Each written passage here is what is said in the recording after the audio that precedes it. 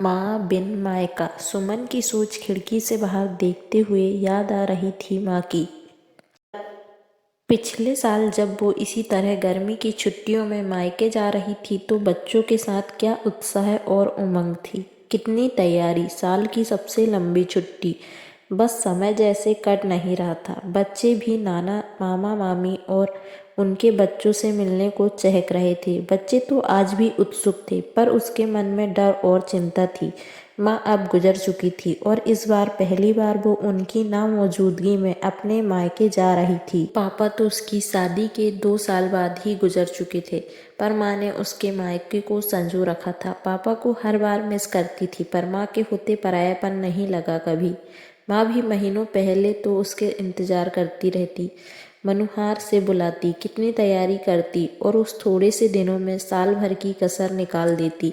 उसका छोटा भाई अमन और उसकी पत्नी रीति भी अच्छे थे, पर क्या अब वैसा होगा जैसा हमेशा होता था। घर तो माँ के बिना सूना लगेगा ही। कहीं वो हक, कहीं वो अपनापन। वो उसके आने की चाहे मनुहार कम तो नहीं हो गई होगी। जब से उसकी सहेली ने उसे अपने माता पिता के बाद मायके का बदला हाल बताया था, तब से उसका मन इस अनजान डर से दुखी था। उसने यहाँ तक सोच लिया था कि अगर अच्छा नहीं लगा तो वो जल्दी वापस आ जाएगी। सोचते ही सोचते स्टेशन आ गया। अमन के साथ बच्चे भी लेने आए थे। घर पहुंची तो जैसे माँ बार बार गेट के चक्कर लगाती थी, वैसे ही रीति को पाया।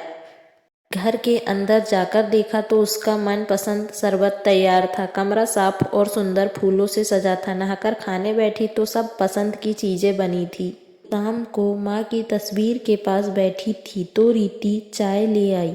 बातों ने उसका मन बदल दिया। सच में माँ के जाने से घर सूना हो गया था। हर कोने में उनकी यादें बसी थी। रीति भी उन्हीं को याद कर रही थी। रात को अमन उसकी पसंदीदा आइसक्रीम लाया था। उसने सबके लिए लाए हुए उपहार दिए। बस अगले ही दिन से कुछ पंख लगाकर उड़ गए। सबके यहाँ मिलने जाना, थोड़ी शॉपिंग, थोड़ा घूमना, और रीति तो उसे कितनी बार चाट खिलाने भी मनुहार करके ले गई थी। माँ के ना होते हुए भी सब कुछ पहले जैसा ही तो हो रहा था। वही दुलार, वही हल्कापन। और तभी एक दिन उसने देखा कि रीति अचार के डिब्बों में से अचार, घर के पीसे मसाले और गांव से आया गुड़ और बहुत सा सामान पैक कर रही है। यही तो माँ किया करती थी जब उसके वापस जाने का समय आता था। उसने पूछा तो रीति ने कहा, दीदी आप अब कुछ दिन बाद चले जाओगे, मेरा तो मन ही नहीं लगेगा। माँ हमेशा आपको ये सब देती थी ना, तो मैंने भी सब पैक करने का सोचा। गले ही लगा लिया था सुमन ने रीति को।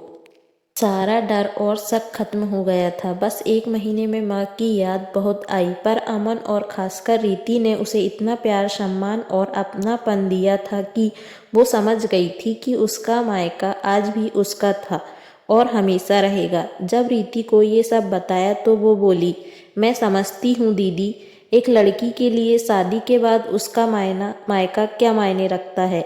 आप तो जानती हो कि हम 2 बहनें हैं। आज तो मेरे मम्मी पापा है, पर उनके जाने के बाद हमारे मायके का क्या मतलब रह जाएगा, ये सोचकर हम दोनों डर जाती हैं।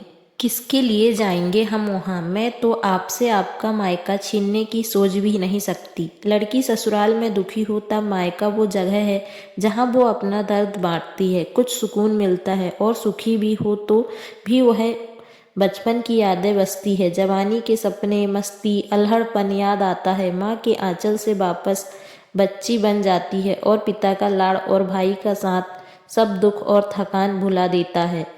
सुमन स्तब्ध रह गई। सचमुच जिनकी ये स्थिति होती है उनका डर क्या होता होगा। उसने रीति से कहा, किसने कहा तुम्हारा मायका नहीं रहेगा। मैं तुम्हारी नंदन ही नहीं, बड़ी बहन भी हूं ना। भगवान करे अंकल आंटी का साया हमेशा बना रहे, पर खुद को कभी अकेला मत समझना। माँ नहीं है तो मैं तो हूं ना। जब मन करे मेरे यहाँ बच्चों को लेकर आना। कभी अमन तंग करे तो मुझे बताना, और कभी संकोच मत करना। अब बस वापस जाने का दिन आ गया। उससे ज़्यादा तो रीति रो रही थी। फिर आने और जल्दी मिलने और रोज फोन के वादे के साथ आज सुमन वैसे ही विदा हो रही थी जैसे माँ किया करती थी। फिर आने के लिए सुमन भाग्यशाली है कि उसकी माँ के बाद भी उसके मायके में सब कुछ पहले जैसा ही था, पर सबके साथ ऐसा नहीं हो पाता। कुछ की स्थिति रीति जैसी होती है और कुछ के लिए सब बदल जाता है। अगर अमन और रीति जैसे सब हो और फिर सुमन जैसा प्यार देने वाले मिल जाए तो माँ की कमी रहेगी, पर माँ बिन मायका कभी पराया नहीं होगा। सीख। आज के समय में यह कहानी यह सिखाती है कि बहू भी माँ का फर्ज निभाकर बेटी को मायका दे सकती है।